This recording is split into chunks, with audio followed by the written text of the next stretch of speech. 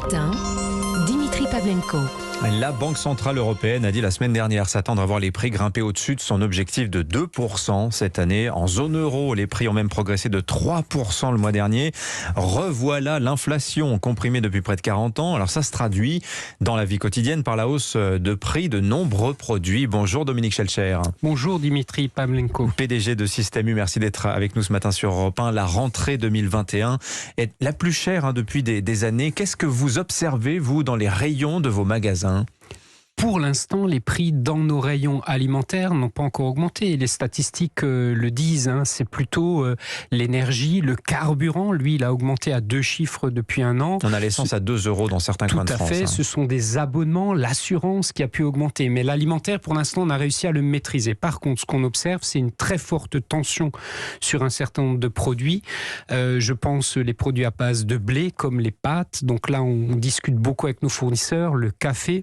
Et je pense par exemple à tout ce qui sont les fruits. Les fruits ont été touchés très sévèrement par le gel du printemps et il y aura des problèmes de disponibilité de produits. Donc moi, je vais vous dire quelque chose ce matin, c'est plus que le problème du prix. Moi, ce qui me préoccupe en tant que commerçant, c'est la disponibilité de certains produits dans les mois qui viennent. Donc vous avez évoqué les pâtes, les produits à base de blé. On annonce également, dans les produits disons plus industriels, une pénurie de jouets à Noël. Vous voyez ça venir également, Dominique Schelcher ? C'est un point de préoccupation également et ça va concerner particulièrement les jouets qui viennent d'Asie. Évidemment. Oui. Tout ce qui vient d'Asie, il y a plusieurs points. Le point... Tout ce qui est électronique, on manque aujourd'hui de pièces électroniques pour fabriquer les jouets, c'est un premier point. Mais on manque aussi de transport. Actuellement, trouver des containers pour faire la route entre l'Asie et l'Europe, c'est extrêmement compliqué et c'est plus cher. Et donc, c'est la raison pour laquelle, par exemple, que chez Système U, dans le domaine du jouet, ça fait plusieurs années qu'on se concentre sur la production française et on espère qu'avec nos partenaires français de jeux et de jouets, qu'on ait moins de difficultés, vous voyez, d'approvisionnement. Donc, jouer le jeu de l'appro français pour contrer ces difficultés, à mon avis, est une bonne solution et c'est celle qu'on joue chez Système U de longue date. Alors, je reviens un instant sur les produits alimentaires parce que tout de même, plus 33% le prix du blé sur un an, plus 26%, pardon, le colza, plus 40%, ça veut dire les huiles, ça veut dire le pain, la viande également. Votre confrère, le patron d'Intermarché, disait oui, sans doute y aura-t-il de légères hausses de prix d'ici la fin de l'année. Tout ça va bien sûr se jouer lors des négociations annuelles qui vont recommencer à partir d'octobre-novembre. Malgré tout, vous ne craignez pas pour le consommateur que l'alimentation, poste dépenses important, lui aussi grimpe dans les mois qui viennent ?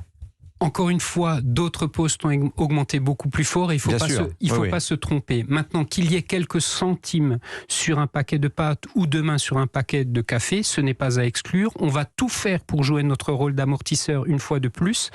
Mais moi, je le dis, j'ai entendu l'autre jour, oui, on va castagner avec les fournisseurs. Moi, mon sujet, c'est pas ça. Michel-Édouard Leclerc qui disait ça. C'est pas ça mon sujet. Mon sujet, vraiment, je vous le dis, c'est d'assurer la continuité de l'approvisionnement dans un certain nombre de domaines dans les prochains temps. Je vous donne un dernier exemple. Pour une opération commerciale importante de fin d'année, on imprime actuellement nos prospectus. Eh bien, pour une de ces grandes opérations, l'autre jour, on ne trouvait plus de papier en quantité suffisante pour imprimer notre prospectus. On a réussi in extremis à trouver une solution, mais le sujet, il est là. Et quand vous avez en face de vous un industriel de l'agroalimentaire qui vous dit j'ai des difficultés sur certaines matières premières, j'ai des difficultés de recrutement, je n'arrive pas à tourner ma chaîne comme je veux, j'ai des difficultés de transport, je ne trouve pas de chauffeur, je fais tourner ma ligne. Au lieu de la faire tourner 3 x 8, je la fais tourner 2 x 8. Donc, à la fin, il y aura un tout petit peu moins de produits. Et donc, moi, mon sujet, c'est que ces produits viennent chez Système U. Alors, à propos de bras, est-ce que vous en manquez aujourd'hui chez Système U ? Puisque, à propos de la pénurie de compétences, je lis que vous avez pris les devants sur un certain nombre de sujets en n'attendant pas que l'État, que l'École de France forme des apprentis. Vous les formez vous-même aujourd'hui ? Absolument. Nous avions ces derniers jours nos réunions de rentrée chez Système U. Et donc, on s'est revus avec mes collègues patrons de magasins. Pas un ne m'a pas fait part de ces difficultés de recrutement cet été avec des jeunes ou en cette rentrée. Et donc effectivement, nous on anticipe. Ça fait maintenant 2 rentrées qu'on travaille avec notre CFA interne de formation. Au départ, l'année dernière, c'était des bouchers. Cette année, on y a rajouté des boulangers, des poissonniers. Et ce qu'on propose, c'est à des personnes qui veulent se reconvertir, qui ont l'envie de rejoindre ces beaux métiers de bouche où il y a de belles carrières à faire, une formation sur 1 an qui donne lieu à un CAP sur 1 an. C'est la loi de 2018 qui permet aux grandes entreprises de s'organiser. On aura été les premiers dans notre métier et on en est très heureux. On a eu 92% de réussite l'année dernière. Votre groupe aussi, Système U, je le dis, Dominique Schelcher, prend sa part d'effort en matière environnementale. Vous évoquiez tout à l'heure les prospectus, par exemple. Vous faites de gros efforts pour les dématérialiser. Absolument, ça c'est une tendance de fond sur l'engagement d'avoir moins d'impact sur notre environnement. Et donc nous testons actuellement, et c'est en cours en ce mois de septembre, une opération commerciale où il n'y a plus du tout de prospectus pour 250 magasins.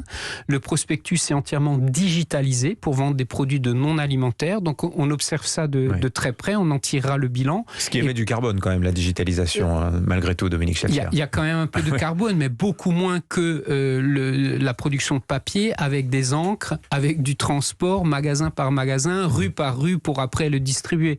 Donc bien sûr, mais je pense que l'impact est moindre. Donc d'ailleurs, on en fera le bilan. Pour l'instant, commercialement, ça se passe plutôt bien. Et ça, c'est une tendance de fond vers laquelle on va continuer à aller. On entendait dans le journal de Fanny Marceau tout à l'heure à 6h30 ces efforts que mènent certains de vos concurrents de la distribution pour consolider le lien avec leurs consommateurs en proposant des formules d'abonnement avec des achats récurrents. Est-ce que ça vous intéresse, vous aussi, ce type de formule chez Système U, Dominique Schelcher? Ça, c'est une formule qui vient des États-Unis, qui est pratiquée en France par une enseigne américaine qui s'appelle Costco depuis un certain temps. Vous ne rentrez d'ailleurs là dans le magasin que sur abonnement. C'est quelque chose